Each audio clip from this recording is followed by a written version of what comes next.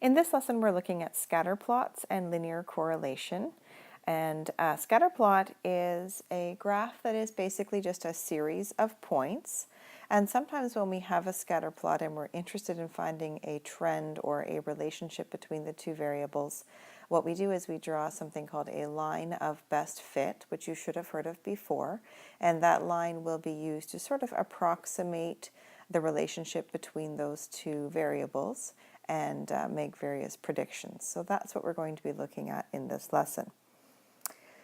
Now, different types of scatter plots will show different types of relationships, and from that we can classify the correlation as either positive, negative, nonlinear, or zero, and strong, weak, or moderate. So I'm going to show you some examples of different scatter plots and how you would classify them. So if I had a scatter plot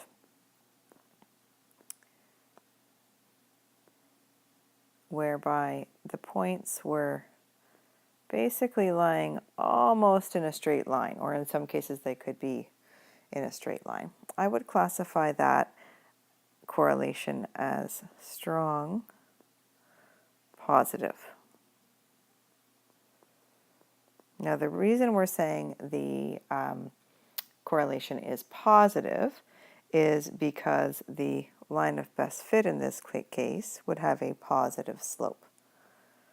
Okay, whereas if I had a series of points that were maybe a little more scattered and decreasing, so that the slope of the line of best fit would be negative, I didn't draw that line of best fit very well, but the slope would be negative, I would classify that one maybe as moderate, negative.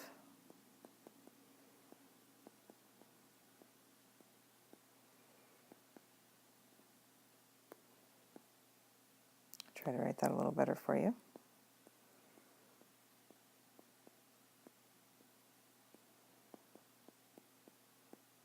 There we go. So where the points are a little more scattered, maybe we'll add a few points on this side, the line of best fit should really go straight through the points, kind of down through the middle of the points. All right, if I had points that were even more scattered, but there does still appear to be some sort of trend, so I could still sort of approximate that relationship with a line of best fit. We'll call that weak, positive. Okay. It's possible to have a series of points where there appears to be a relationship, but it doesn't appear to be linear. So in this case, the trend seems to be that our data increases and then decreases. In that case, we call that a non-linear correlation.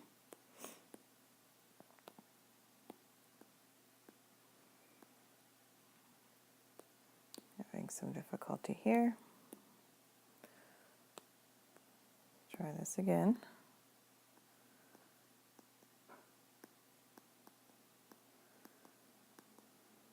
Nonlinear correlation. And sometimes we'll have a series of points where there really doesn't appear to be any correlation at all. So no relationship in the data whatsoever. So we call that zero correlation.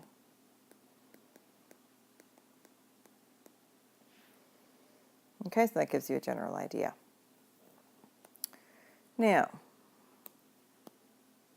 when there appears to be a linear correlation, that's when a line of best fit can be drawn to approximate the trend in the data.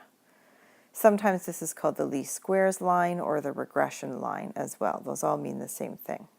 And that line can then be used to make predictions about the relationship. So the example I'm going to go through with you is actually in your textbook on page 318, number 1.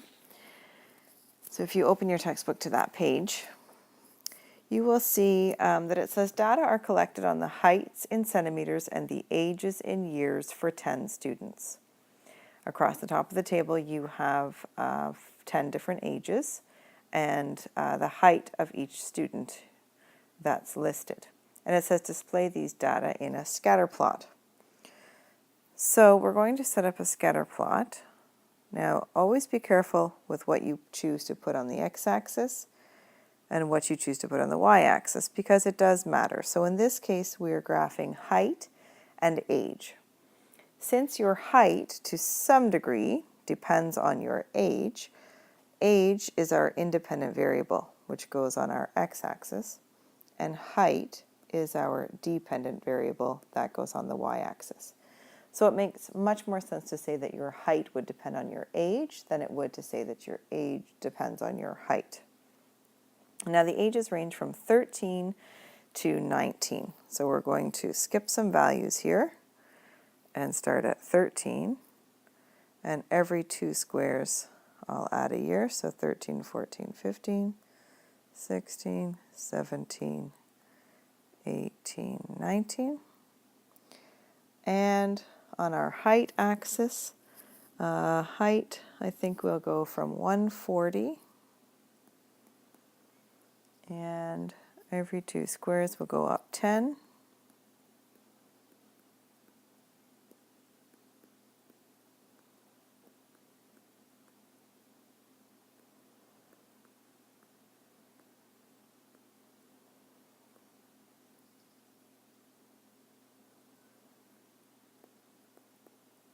There we go. Okay, now we're going to go through that table and plot the points. So we have a 14-year-old whose height is 160 centimeters. We have another 14-year-old whose height is 190 centimeters. Then a 16-year-old with a height of 183. Then an 18-year-old with a height of 194.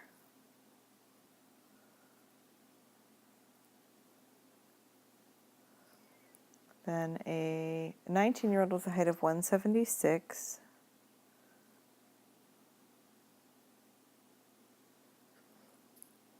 A 17-year-old with a height of 183.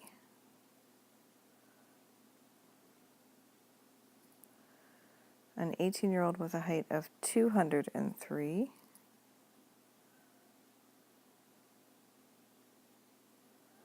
A 15-year-old with a height of 172.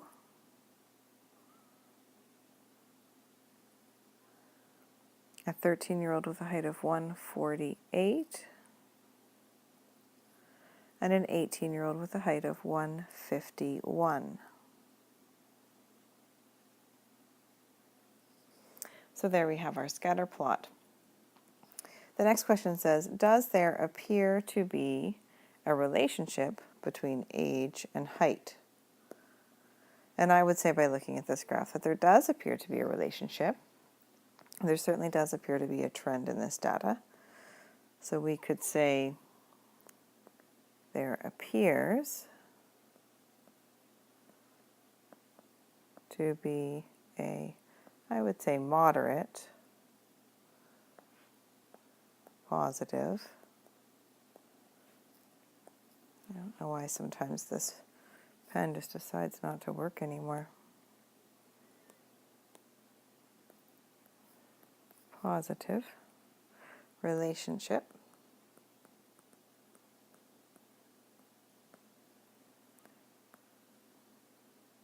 between, sorry, I meant to say correlation between, a moderate positive correlation between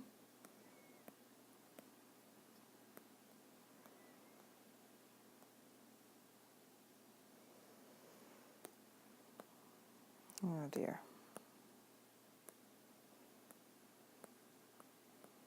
Here we go. Moderate positive correlation between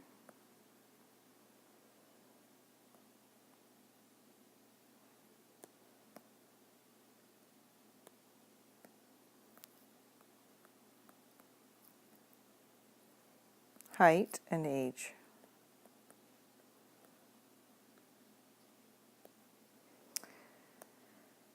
Okay.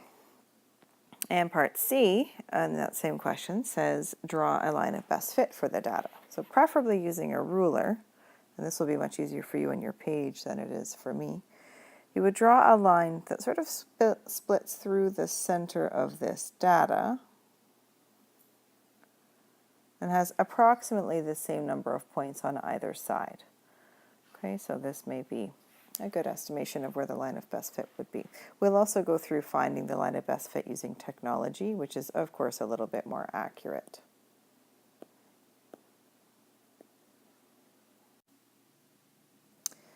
When you are interpreting a scatter plot, it's important to pay attention to what you have represented on each axis before you jump to any conclusions about a potential relationship between the two variables.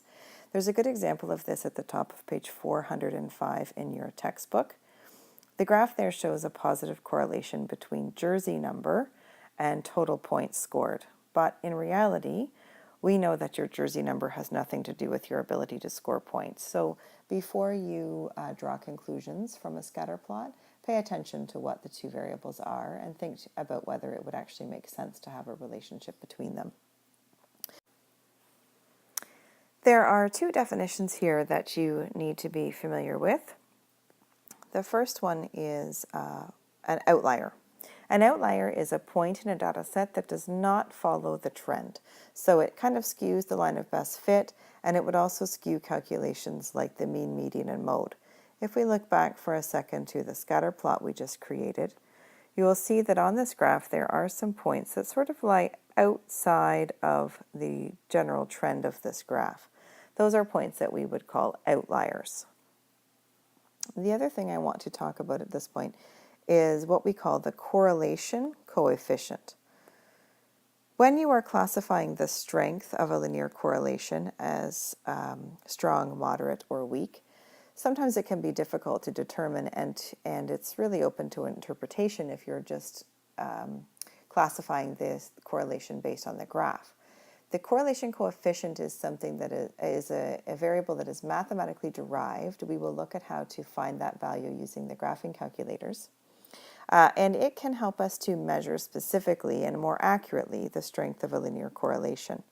So the correlation coefficient is a value between -1 and 1. So we're going to create a scale here on this horizontal line. We then split that into 3 parts on either side. So we will mark this off at 0.33, 0.67, -0.33, and -0.67. So basically, if your correlation coefficient is between -1 and 0, that means the correlation is negative. And if it's between 0 and 1, your correlation is positive. Then we classify based on the strength. So if it's between 0 and 0.33, that is a weak positive.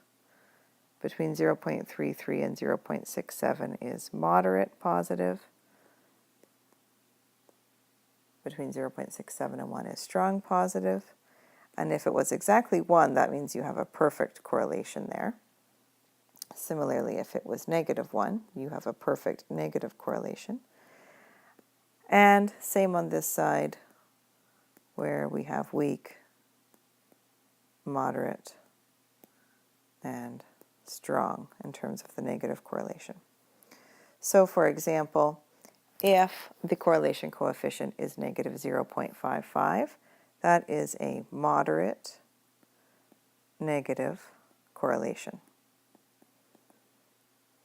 If it's 0.45, that is a moderate positive correlation.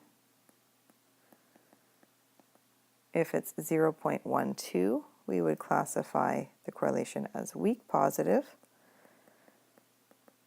and -0.97 is a very strong negative correlation. And that concludes this lesson.